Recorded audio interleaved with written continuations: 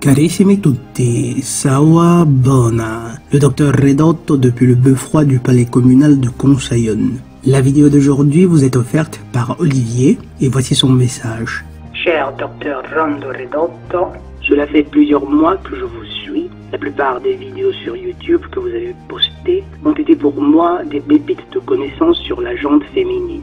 Le thème de cette vidéo serait un problème que connaissent énormément d'hommes dans les pays occidentaux, mais pas que, à notre époque. La dépendance affective, ou devrais-je dire, le manque de rationalité et de virilité de la plupart des hommes. La vidéo pourrait avoir pour but d'éduquer ces hommes-là afin de les amener sur la bonne voie par quelques outils et méthodes pour se détacher de l'omniprésence féminine. J'aimerais par cette vidéo faire comprendre des choses essentielles à tous les hommes et notamment les nouveaux arrivés sur mon groupe de MGTOW, mais pas que. Cette vidéo pourrait s'adresser à certains de mes ennemis, collègues, enfants, cousins, voisins, proches. Elle serait donc d'utilité publique et pourrait être transmise par le simple bouche à oreille. Vos divers points de vue et analyses ont affûté ma vision depuis longtemps et je pense qu'elle peut être une source d'inspiration pour beaucoup de monde. Je vois beaucoup d'hommes dans cette position et beaucoup de mes proches notamment. Moi-même, je l'ai été aussi pendant quelques temps, c'est-à-dire un pathétique dépendant affectif. Avec tout mon respect, Olivier. Fin du courriel. Carissimo Olivier, tout d'abord, merci pour avoir sponsorisé cette vidéo et ce thème. Je commencerai par saluer l'initiative que vous avez eue de créer un groupe MGTOW où vous essayez de partager ces connaissances cruciales que nous redécouvrons sur la nature des gynophores. Ainsi donc, le thème que vous proposez est celui de la dépendance affective des hommes à l'égard des gynophores. Comme je vous le disais déjà dans un courriel, c'est justement un thème central de MGTOW. Et ce fut une tragédie pour l'humanité entière que la jante masculine oublia sa valeur intrinsèque, son potentiel à construire dont elle tirait sa fierté, la jante masculine, pour dépendre de la validation d'êtres humains qui au contraire sont frêles, ennuyeux et de surcroît bouffis d'orgueil et de malice, les gynophores. Pourquoi cette dépendance affective à l'égard des gynophores? Une dépendance que l'on peut voir presque partout dans le monde. Pourquoi sommes-nous plus accros à elles qu'elles à nous? Une première raison, c'est que nous sommes littéralement devenus des mauviettes. Nous avons perdu de notre virilité comme vous le dites si bien. Une deuxième raison, c'est la capacité des androphores à vraiment aimer, c'est-à-dire de façon spirituelle. Ceux qui n'accordent que très peu d'importance à la spiritualité diraient aimer plus profondément par exemple, ou aimer avec un grand A. Et une fois cette capacité supérieure à aimer détachée de la compagnie de grands idéaux qui pendant des siècles ont mu les hommes, c'est-à-dire la justice, la recherche de l'éternel, le devoir, la loyauté, la charité, etc., etc., et la puissance de la testostérone aidant, il ne restait que des enveloppes d'androphores condamnés à ne pouvoir manifester ou exprimer cet amour supérieur qu'à la gynophore la plus proche, c'est-à-dire leurs épouses, aujourd'hui toujours prêtes évidemment à en abuser pour leurs propres intérêts. Je concentrerai donc ma réponse autour de ces deux aspects-là, notre virilité perdue et notre capacité exclusive à aimer. Toutefois, il importe de citer aussi la monogamie ou monogynie imposée aux androphores qui les a mis dans une situation dans laquelle Ils ne peuvent, au moins en théorie, visiter le 7e ciel qu'avec une seule gynophore qui est leur épouse légitime. De là à la dépendance affective, le pas n'était que trop bref. Après, bien entendu, il y a aussi l'auto-érotisme, mais il est clair que ce n'est jamais la même chose, ce n'est pas la même chose.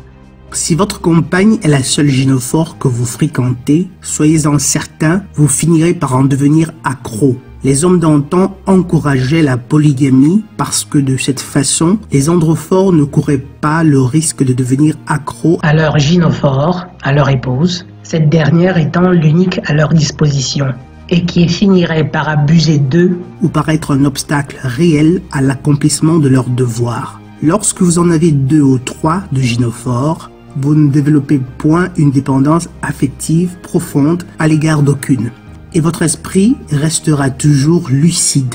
Malheureusement, ça demande du temps, de l'énergie et surtout beaucoup de moyens financiers. Mais c'est un thème pour un autre jour. Concentrons-nous sur les 2 raisons que j'ai citées plus haut, à savoir notre virilité perdue et notre capacité supérieure à aimer.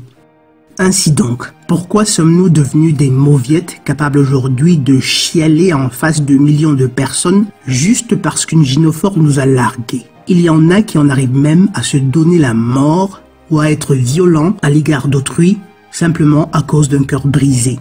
Et juste en passant comme ça, parmi les jeunes qui m'écoutent, si par hasard vous avez des tendances suicidaires parce qu'une petite amie, épouse ou compagne vous a largué, ne faites surtout pas le con, je vous en prie. Vous avez de la valeur, votre vie est précieuse. Ne la gâchez pas simplement parce qu'une poufiasse a décidé de vous quitter. Bref, c'est l'élite qui nous a sagement menés dans cette situation. Malheureusement, avec notre consentement, ou mieux encore, avec notre complicité implicite. En donnant le droit de suffrage aux gynophores, avec tout le pouvoir qui allait avec, il leur donnait ainsi une grosse part des prérogatives masculines. Elles entraient dans le monde. Or, que les gynophores gagnent en pouvoir implique nécessairement une perte d'autorité des androphores, une castration symbolique. Gynophores et androphores sont deux entités qui s'inscrivent dans un rapport de complémentarité fonctionnelle bien délimité. Qu'une partie empiète sur les fonctions ou les propriétés de l'autre implique nécessairement le repli de cette dernière à celle de la première partie, c'est-à-dire aux fonctions et aux propriétés de la première partie. En d'autres termes, la masculinisation des gynophores a pour conséquence principale et immédiate la féminisation des androphores. Une société où des gynophores se dénaturent en essayant d'acquérir des traits masculins ne peut que produire des androphores dénaturés parce qu'efféminés. Et par efféminé, vous ne devez pas voir seulement l'individu qui se comporte comme le conjoint passif d'un couple d'androphores homo, mais même les androphores qui sont incapables de soutenir le regard d'une gynophore, qui ont peur de dire ce qu'ils pensent, ou même qui croient que les gynophores seraient, de façon autonome, capables d'une quelconque moralité. Là, peut-être que j'exagère un peu. Ben, je crains bien que non. Mais je crois que je vais y réfléchir encore. Mais en attendant, je garde celle-là. En outre, encouragés par les médias qui, évidemment, sont au service de l'élite, les androphores ont commencé à exprimer leurs sentiments, leurs émotions, oubliant que plus ils le faisaient, et plus les gynophores les trouvaient pathétiques. L'amour romantique est vendu pratiquement partout. Cinéma, radio, musique, presse, etc., etc. On encourage les hommes au culte d'Astarté, leur incrustant ainsi dans l'esprit l'idée que l'amour romantique serait la solution à tous leurs problèmes. Et pourtant, c'est précisément cet amour romantique qui est la principale cause de tous leurs problèmes. Fixez-vous cette phrase dans l'esprit. On encourage les hommes au culte d'Astarté, leur incrustant ainsi dans l'esprit l'idée que l'amour romantique serait la solution à tous leurs problèmes. Et pourtant, c'est précisément cet amour romantique qui est la principale cause de tous leurs problèmes. Les hommes par le passé contrôlaient assez bien leurs sentiments à l'égard des femmes. Déjà parce qu'ils savaient pertinemment qu'ils ne sauraient s'attendre à de l'amour de celles-ci. Ensuite parce que leur vie tournait autour d'idéaux élevés, autour de l'accomplissement de leurs devoirs. En permettant aux gynophores d'entrer dans le monde du travail, par exemple, le pouvoir des hommes sur elles ou dans la société n'a eu de cesse de s'affaiblir, de s'amenuiser. Aujourd'hui, les androphores sont presque complètement devenus inoffensifs. Remercions les dieux de nous avoir envoyé McTown, qui essaye quand même d'inverser la tendance. Un homme privé de la possibilité de poursuivre les idéaux les plus élevés, de manifester son unicité ou sa créativité, de faire ce pourquoi il a été conçu parce qu'il doit gagner du fric pour survivre ou satisfaire aux exigences toujours croissantes de sa gynophore, est un homme castré qui se repliera sur ce qui dans sa vie lui procure les expériences spirituelles les plus profondes et les plus immédiates. La sexualité débridée, le fanatisme sportif, les jeux vidéo, les divertissements les plus insensés que l'élite dans son esprit dérangé mettra à sa disposition. Toutes des activités qui ne feront que contribuer à l'affaiblir et à l'avilir, le mettant ainsi dans une position de faiblesse et de dépendance à l'égard de sa gynophore qui, elle, de son côté, gagnait en force et en autorité dans un monde complètement gynocentrique. Ce n'est donc que très naturellement que les androphores se tournent vers les gynophores comme dans une quête spirituelle inconsciente, mais sans toutefois la moindre compréhension, ni moins encore le moindre contrôle des dynamiques en cours. Ils se sont fait prendre dans un piège, car les gynophores, quoique leur procurant des orgasmes, sont bien loin de pouvoir plaquer leur quête spirituelle. L'expérience sexuelle est une expérience spirituelle puissante, sauf qu'elle ne devrait pas être une fin en soi. Chacun de nous est ici pour une mission bien précise. Les androphores en particulier sont ici pour servir des idéaux élevés. Or, l'homme étant une entité puissamment spirituelle, s'il ne peut s'adonner à cette quête spirituelle par l'accomplissement de son devoir ou de sa mission, il ne lui reste plus que des orgasmes pour s'accomplir spirituellement. Ou au moins pour se remettre des tragédies qu'il vit au quotidien dans une société où il est stressé, méprisé et traité comme une bête de somme pour le plus grand bonheur de sa trafiquante d'orgasmes, pas d'organes, d'orgasmes, dont il dépend entièrement pour obtenir sa dose quotidienne, mais que dis-je, sa dose mensuelle, parfois même trimestrielle, de bonheur, la seule expérience spirituelle qu'il réussit encore à avoir dans sa misérable existence. D'où la dépendance affective, pathétique et pathologique que nous avons développée à l'égard des femmes. Je vous le répète, vous devez servir vos idéaux les plus élevés, fussent-ils même de simples choses telles s'améliorer, gagner davantage de fric, donner du temps à des orphelins, aider des démunis, etc., etc. Vous devez servir votre Dieu ou votre idéal, mais pas Astarté, absolument pas. Le comble et le plus douloureux, c'est que la dépendance affective des androphores à l'égard des gynophores ne peut qu'engendrer le mépris de ces dernières à l'égard des premiers. Si vous les adulez, elles vous mépriseront. Et compter exclusivement sur elles pour vos besoins affectifs est une forme d'adulation. Vous êtes censé n'adorer que votre Dieu ou votre idéal et personne d'autre. Mes chers amis, vous n'avez pas besoin de partager vos émotions ou vos sentiments avec les gynophores. Rien de mieux pour les rebuter. Vous ne devez parler de vos problèmes ou de vos émotions qu'avec d'autres hommes. Et ce, non pas comme exutoire, quoique ça puisse être un avantage collatéral, mais parce que vous recherchez des solutions. Et ce, d'autant plus qu'ils vous comprennent parfaitement et sont mieux capables de vous proposer des idées concrètes. En fait, trouver des solutions concrètes à des problèmes est l'un des forts des androphores.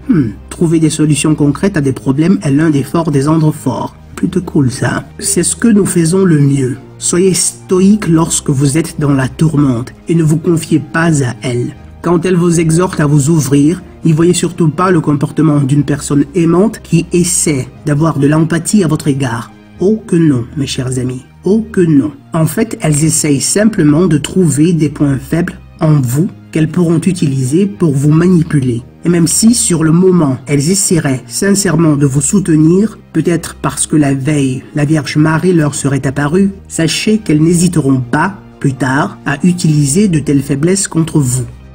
Et parlons maintenant d'amour. Le deuxième point, à l'origine de notre dépendance affective, est donc notre capacité supérieure à aimer. Au départ, le monde dans lequel nous vivons est un système magnifique conçu par le Créateur pour l'évolution spirituelle des humains.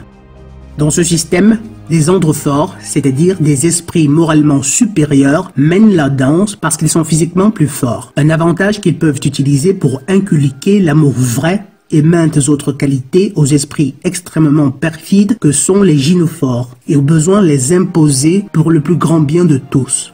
Mais ayant permis que les gynophores gagnassent le pouvoir, l'autorité, Lucifer aidant, cet avantage nécessaire que nous avions s'est retourné contre nous. Notre profonde et exclusive capacité à aimer non seulement les humains mais aussi les animaux, les végétaux, l'univers, cette capacité à aimer là, que les gynophores n'ont pas, s'est transformée en un amour romantique ayant pour seul objet Astarté. Or, aimer une gynophore de cette façon-là, aimer une gynophore à ce degré-là, c'est de l'adulation. Et vu que votre adulation ne peut déclencher en elle que son mépris à votre égard, elle accueille volontiers vos éloges, jouit du produit de votre labeur, mais dans le fond, elle vous méprise amèrement. Et de ce fait, elle ne trouvera absolument, mais alors absolument rien de mal à vous utiliser, à vous exploiter, à vous martyriser. Et étant resté le seul objet de votre quête spirituelle inconsciente, plus elle vous martyrise et plus vous essayez d'élaborer des idées pour lui faire plaisir, devenant ainsi de moins en moins viril, ce que les Saxons appellent simp ou chevalier blanc. Bref. Plus elle nous martyrise, plus nous essayons de les aimer. Plus elle nous martyrise et plus nous continuons à croire qu'en les aimant davantage, elle pourrait peut-être changer.